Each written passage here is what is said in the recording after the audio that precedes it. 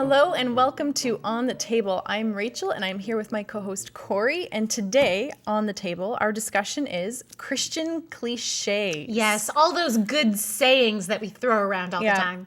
And we do. We throw them around a lot. Some of them I've never really heard in person on a day-to-day basis, and some of them I hear all the time. Yes. All the time. I would agree with you. And I think it depends on your circle of yes. acquaintances and friends and church circles and things like that. And the trends. Yeah. The trends that move around. True. So some of them are right. Some of them are sort of right, sort of wrong. So let's talk about them. So the first one is when God closes a door, he opens a window. Such a nice intention. Doesn't it sound good? I appreciate the sentiment It's here. hopeful. It's very hopeful. I think it's positive. very optimistic. It is. When something goes wrong and that door is slammed shut in your face. It's really nice to say to someone who just lost their job or there's an open window. Don't worry. You can crawl something- through it. I know. Something good will It's happen. something nice to say. But is it okay? true? But is it totally true? Well, no, I would say no. I would say no, because sometimes I think, no, sometimes we're headed in a direction and God doesn't want us to go there, so he closes the door. And there's examples of that in scripture. Yeah, and I think sometimes sometimes things happen and we have no idea if it's God who's doing it, if it's circumstances who are doing it, or if it's the enemy who's doing it. I mean, I don't want to pull out the big guns, but Job, okay? God didn't close those doors, Satan did. Yeah. Satan cut stuff off, and he had God's permission. Yeah. But it was a tempting time and a trial time for him, and there were no windows. He was trapped in that cesspool of pain for a very long time. Yeah. And then, there was light at the end of the cesspool of pain. Yes, there was. Which is really good, because that was a lot of pain for Job. Mm-hmm. And how about Jonah? Like, he was like, no, I'm not going to Nineveh. Yep. God made him go to Nineveh. Yeah. But could you argue that maybe the fish was the window? I suppose.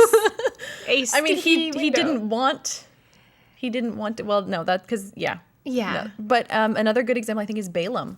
Yeah. Mm-hmm. Balaam, he really wanted to, and God kept saying, nope. And then there's the incident with the donkey, and finally God said, okay, go, but you're only going to say what I'm going to allow you to say. And he still got in trouble. He did, because verse 22. Yeah, because he just, it is what it is. And then there's Acts 16 with Paul and Timothy traveling, where God specifically said, no, I don't want you to travel here. And he didn't tell them. It just was circumstances prevented, and then Paul had a vision. Right. And so they went to, I think it was Macedonia. Right. Or away from Macedonia. I'm getting it all confused. but they went, and they had to go to a different direction. So there are times where God just says, no, we're going in this direction instead. Yeah. And just closes those doors. But I do think that the intention is nice. And I think because the intention is that there's always hope. Don't lose hope. Yes. You're still alive. So there is still a reason that you're alive. Yeah. Every is life not has lost. a purpose. So it's going to be okay. Yeah. So the intention behind that is nice and true. Yes. But just maybe the semantics of it could be better. Yeah. Definitely the semantics could be better. They definitely could be better. Okay. Yeah. What about God will never give you more than you can handle?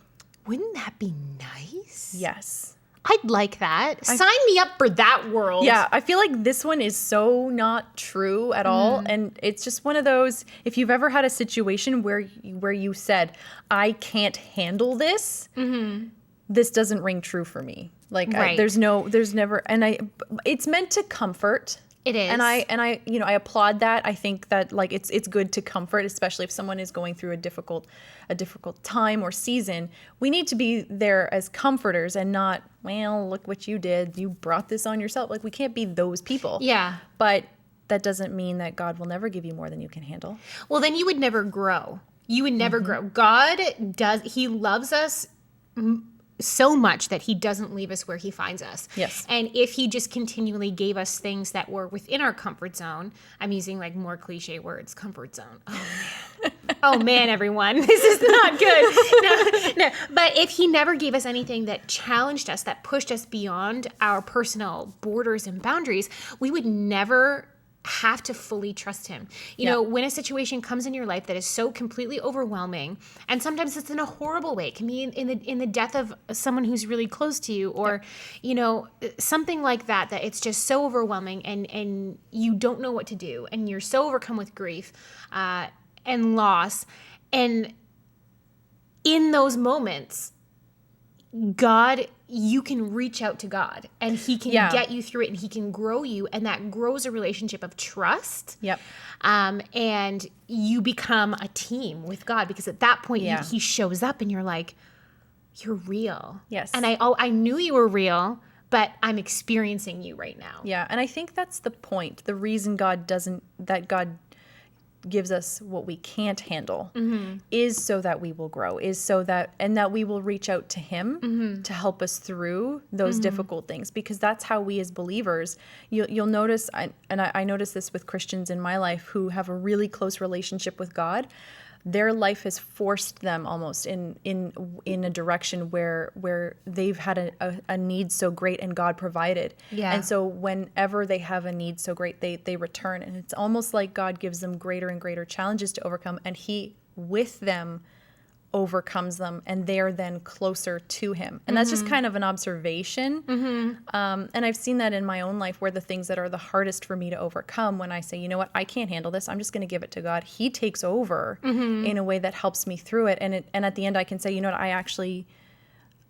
I didn't do it.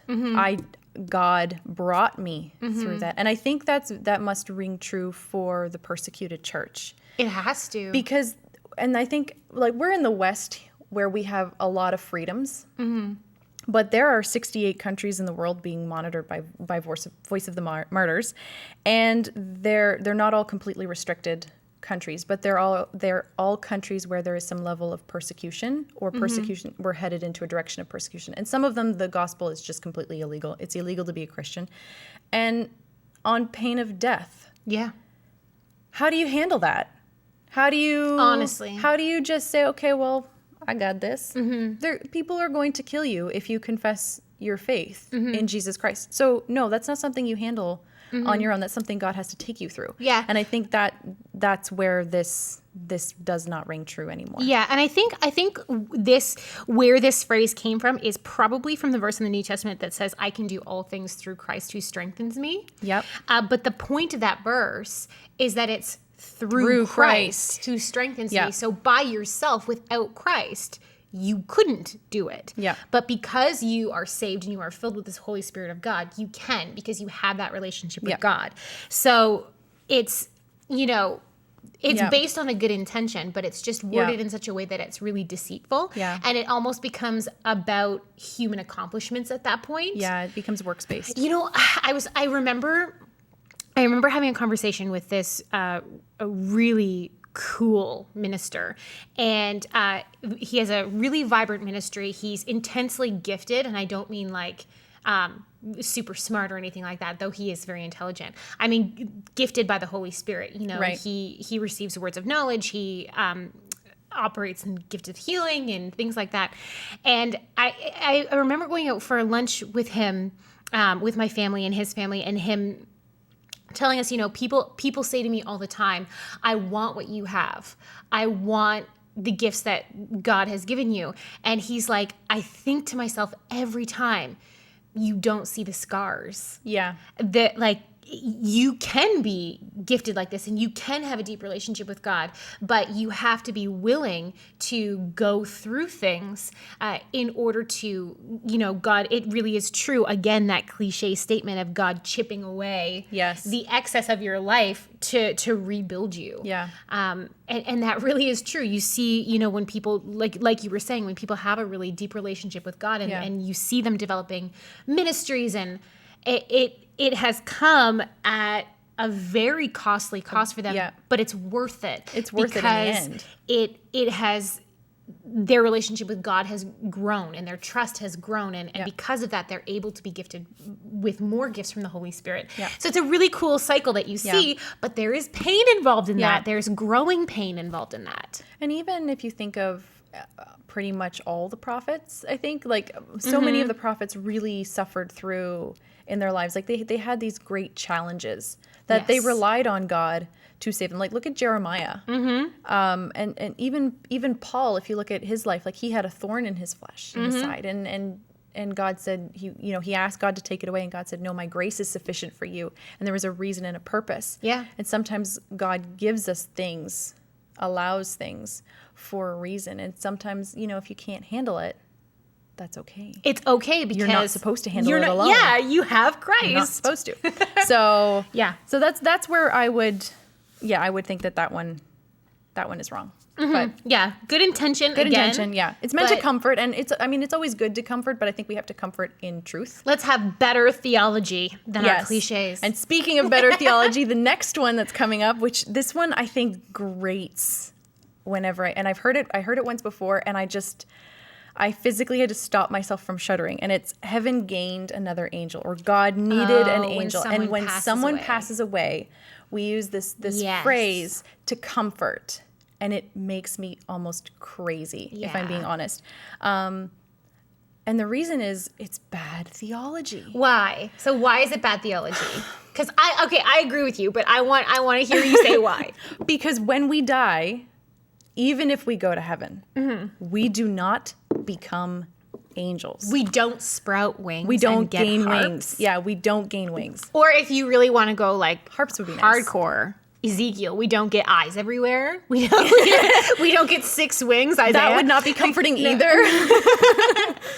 Yes, I agree. This is very, lots of pairs of eyes. This is the intention is sweet. Yes. But we don't magically turn into angels when we die. No, we don't. And I think the sentiment there is to recognize, like, you want to help someone. When someone has experienced great loss, the loss of a loved one, someone like a spouse or a child or a parent, that is very, very difficult.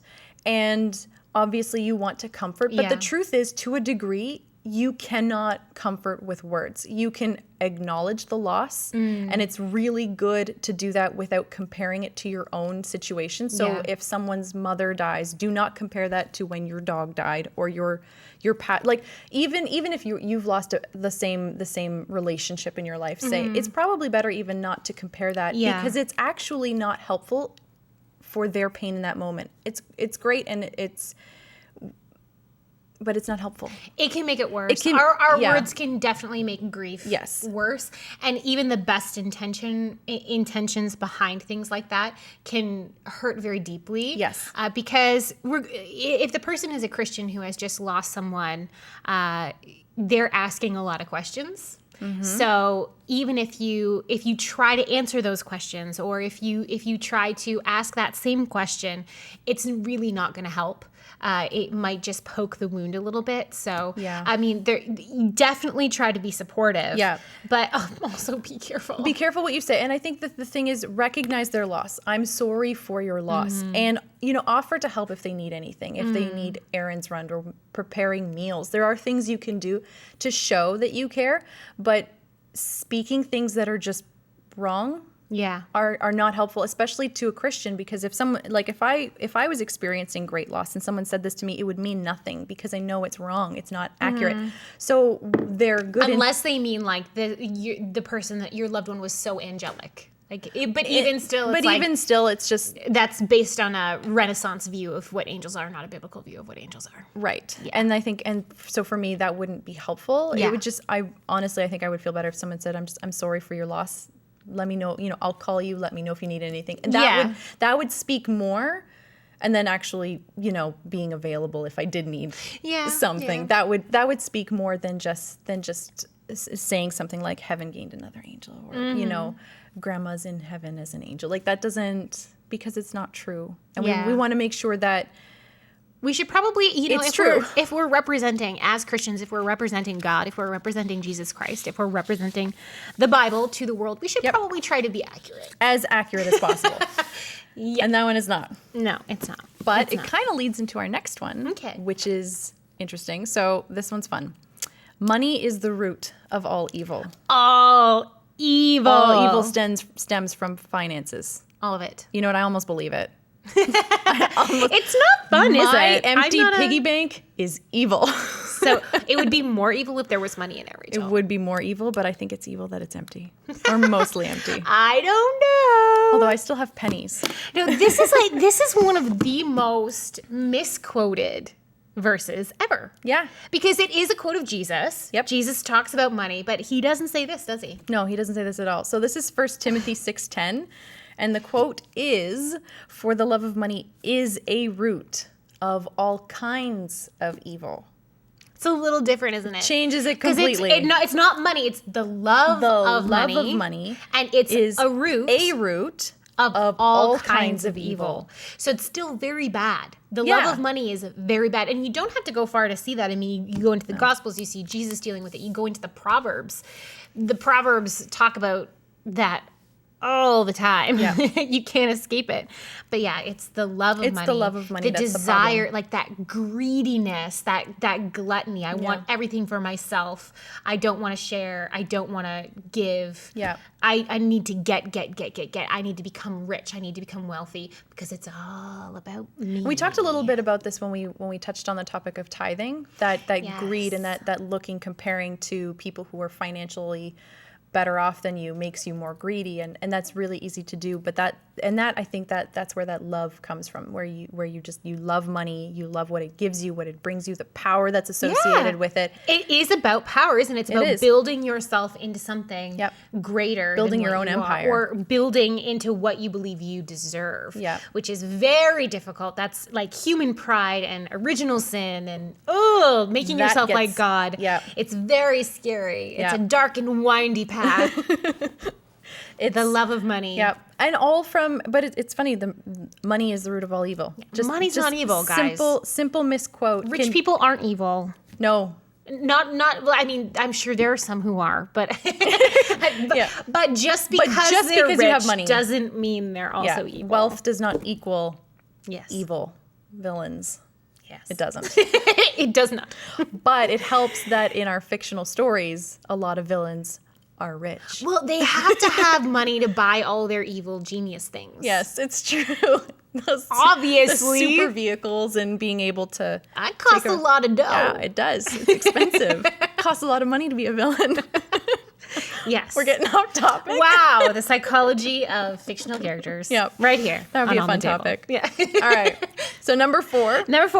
Okay, this one. Yeah, okay. Yeah, this one I've heard a lot more than any others. Okay. And it's this one, okay. It irks you? Well, no, it doesn't irk me. It's one of those, it's right and so not in my mind. Okay, what is it? I'm torn. Say what it is. I'm torn. Okay, preach the gospel at all times, and if necessary, use words. What's wrong with that? Okay, this one bugs me. So apparently it's a St. Francis Christ-like quote, but there's debate over whether or not he said it. Right. All right. Yeah. So apparently, just for the history buffs out there, I think that it's good in that it talks about being an example, and that's really important. Yeah. We need to be an example. But where it's wrong, in my mind, is that you can stray into works-based theology a little bit. I guess. Because it becomes about how you're living, as an example, not actually preaching the gospel. Because we can't actually take the gospel out of our lives. Jesus came. Some people do, though. They do, but should they? No, but if you don't have that. Okay, keep going. Keep explaining. Okay, so the gospel is the good news, and we can't live without what Christ has already done. And in order to preach that, to actually preaching the gospel requires words. It's like asking. It does. It does. It's one of those things where if I told you to eat this beautiful bowl of soup that I had prepared, but I didn't give you a spoon, you'd just drink it from the bowl. But I'd be robbing you of your tool to do the thing I've asked you to do, right? And I think when you're telling people, preach the gospel, but don't use words, you're just robbing them of the tool to do the thing you're supposed to do. Right. Okay, but it does say if necessary, and it is necessary. But it is necessary. But okay, I'm on St. Francis' side here, guys. I'm repping St. Francis, okay? Because but there are many who argue he didn't actually say it. Okay, so but I mean, let's just say he did. Let's say he did. I don't think he said it. Okay, whatever. I got your back, St. Francis. No. So, because if you preach the gospel, you can't unless you have first established your life. That's true. Even like Timothy, in 1st and 2nd Timothy, Paul says to Timothy, don't let anyone look down on you because you're young, because in that culture they would have. For sure. Yes. So if Timothy just showed up and started preaching, no one would listen to him. Yeah. So he first had to establish himself as a Christian man, and how he did that was how he lived his life, how he had his conversations, how he ordered everything. Yeah. So the whole precedent on how he had the right to preach the gospel was because he had already established a life. It's the same like when, I could witness to someone on the side of the street. Yeah. But it may work, but it also may not, because they don't know me from Joe Blow from Kokomo. Yep. Like, they really don't. They really don't. But a family member or a friend, because I have established a relationship with them and I've established a pattern of living, I have more of a right to speak into their life. Yes. Because they know who I am. And that's where I think it is right. But for me, I get frustrated, because I think you run the risk of people saying, okay, then my life needs to be an example, but I never have to talk about Jesus anymore. Right. Well, yeah. And that's where that goes. If you take it like really weird. Yeah. Yeah, it could. I will admit that it totally could go that way. It could totally go that way. That's where I went with that. Yeah, it could go that way, but it shouldn't. It shouldn't. Because it's just talking about like establishing that you're a Christian in your life. So that you have a right to say, like, even deacons and elders, they had to be people without reproach. Yes. So they had to be blameless, essentially, in the way that they lived. Whoa. Yeah. Like they had to be men and women of good rapport. It's a big deal. So, yeah. Yeah. But that's where... I got your back, St. Francis. Okay. Well, then. All right. Then. Okay, so this is number 5. This is the last one I have. Okay. God helps those who help themselves. This one I hate and I love at the same time. Tell me why. Okay.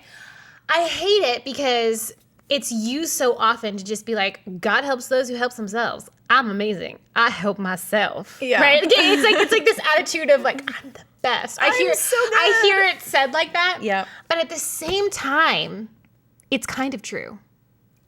In a little bit. You have to, okay. Just a touch. God helps anyone who reaches out to him for help. Yes. So if you're trying to slug it out yourself and you don't want to involve God because of your pride, I'm going to do this myself and God's going to open doors for me. Okay, wrong attitude. Yeah, wrong it's a big problem. attitude. That's bad. But at the same time, my parents are pastors, so we deal with human nature all the time. Like, I've grown up with it. So human nature, there's so many people who are like, oh God, my life is so bad, please fix it. Yeah. And then they just wait there. And then they wait. And they don't do anything. Yeah. And they're not willing to make decisions. Yeah. They're not willing to choose. Because they're like, it's too overwhelming. What if I make the wrong choice? Well, make a choice. Then because redirect your choices. Yeah. You can stop going in a direction and change directions. It's kind of like praying. If you need a job, for instance, is a good example. If you need a job and you pray for a job and you're just waiting for an employer who you don't know to show up at your front door and knock on the door and say, hey, I've got a job for you. I've never heard of you before, but I've got a job for you. It's absurd. It's completely ridiculous. Yeah. And I mean, it could happen. God can do miracles. Because God can do anything, but he expects us. He does expect us to do things. Like when Peter comes to Jesus in the Gospels and he says, a guy from the synagogue came and he asked me if we paid the temple tax. And I said, yes, but I don't have any money. And Jesus is like, okay, here's what you're going to do. Yeah. And he does this miracle for Peter. He provides the money for him, but Peter had to go to the lake. Yeah, he had to go fish the fish out. He had to dig in its mouth. Yep. And then he got a coin. Yeah. So he had to do things. Yep. You will have to do things. You have to wonder what the fish was thinking. Right. when he saw the coin. Yeah. Like if he felt inspired to eat it or if it was just shiny. Yeah. You gotta wonder. I've always wondered, what was the fish thinking? Deep questions. I'm gonna ask when I get to heaven. What was that fish thinking? How did you get that fish to eat that coin? How did you? And what did he think when he... It'd be interesting. Oh my gosh. But also I think you have to keep in mind that God helps those who can't help themselves. Yes. And that's, I when think, you're desperate. Yeah, and I think that's something that this quote, this particular cliche misses, is what if you can't help yourself? Right. God's there for you too. It's not. He is. It's not a matter of God helps only those who help themselves. Right. So. But the kicker is asking for the help. Giving God permission, knock, because seek. God isn't just going to interrupt your life in a way that is it's like super rude and super unexpected. Yeah. He is invited into your life. So whether that's you're helping yourself, you're moving forward, you still need to ask God, okay, God, I'm moving forward. I'm making these decisions, but I need you in my life. I need you to direct my paths because it's going to go bad otherwise. I know that. I've read the Proverbs. Yep. I know that my plans lead to death by myself, so help me. Yeah. And then on the other side, it's people who can't help themselves, but they know they need help. Yes. So they call out and they say, God, I need help. He can help you then. Yes, he can. But if you close that off, God is a respecter of human free will. Yes. So he respects what you allow and what you don't allow. Yeah. Which is a scary thought. It really is. But it's also good. So yeah. We have to help ourselves by asking God for help. In that way, God does help those who help themselves. God does help those who help themselves. Who ask him for help. Darn it, it's right. Oh my goodness, full circle. Full circle. There are other cliches that I've heard, but we have run out of time. So I think we'll have to get to those at another date, or maybe we won't. We'll see. But so that was our discussion today on the table. I hope you enjoyed it, and thank you. We'll see you next time.